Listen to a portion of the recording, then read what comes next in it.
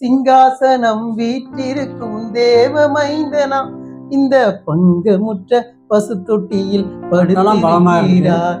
பாட்டு பலமா இருக்கும்ல. இன்னைக்கு வந்து கிறிஸ்து பிறப்போடு ஒரு சின்ன ஒரு மெசேஜ் கொடுக்கணும் ஒரு ஆசை. நான் 9ஆம் கிளாஸ்ல படிக்கும்போது மதர்ஸ் டே அப்படின்னு ஒரு பாடம் ஒன்று இருக்கும்.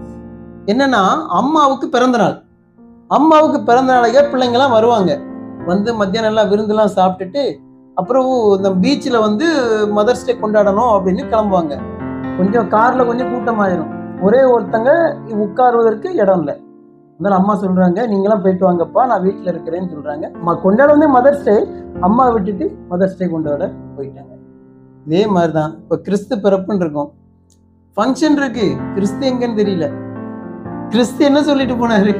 அன்பு சமாதானம் அப்படின்னு சொல்லிட்டு போனாரு. ஆனா இங்க எங்க அது மட்டும்தான் இல்ல. அங்க அது மட்டும்தான் இல்ல. நம்ம எப்பவுமே எதிர்பார்க்கிறது அவர் சொன்ன நல்ல வார்த்தைகளை, உண்மை சமாதானத்தோடு இருந்தோம்னா அதுதான் உண்மையான கிறிஸ்துமஸ் அப்படிங்கிறது என்னுடைய ஒரு கருத்து. இப்போ கிறிஸ்துவ வந்து ஒரு ஒரு பிசினஸ் பொருளா ஆக்கிட்டாங்களோன்னு ஒரு சின்ன வேதனையும் உள்ள இருக்குது.